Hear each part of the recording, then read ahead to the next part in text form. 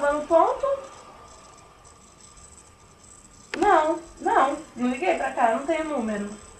Tem que pegar o número do Roca também. A Kizzy, eu acho que ela entrou. Eu vi ela, nós descemos junto. Aí... O quê?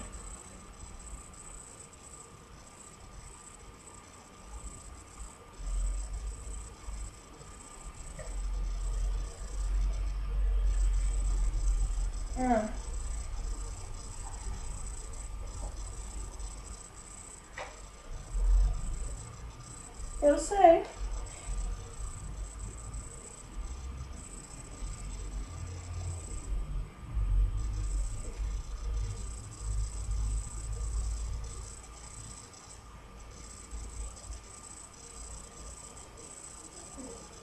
Eu sei. Eu sei como é.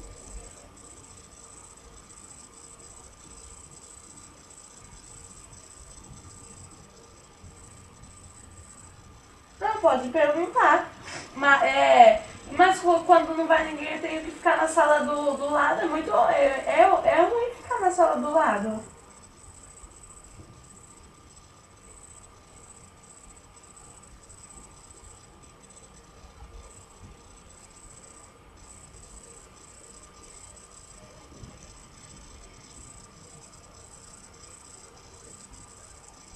Não.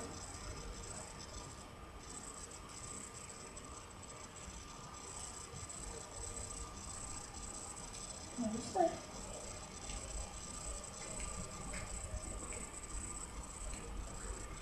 Mas eu pensei que eu ia passar ali em cima e encontrar você no ponto. Eu passei, você não tava mais? Não, eu não vou. Eu só coisei isso mesmo. Aí o telefone tocou, aí eu fiquei com medo de atender. Aí você ligou pro meu celular, eu atendi.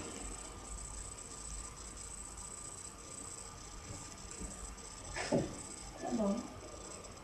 Não.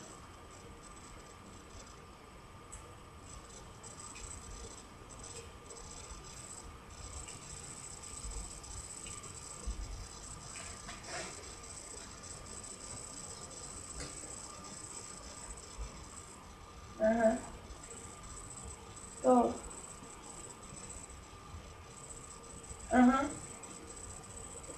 Eu vou pintar meu cabelo agora.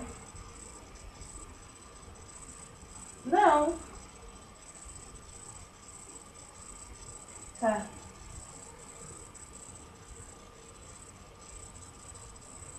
Tá bom. Tá. Tá. Tchau. Tá bom. Tchau.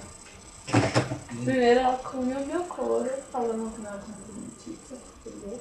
Por isso que a minha mãe falando, porque eu dou motivos aqui pro outro, aí depois ela falou que eu não era blusa pro outro, aí depois ela ficou, ai fiz aquilo pro outro.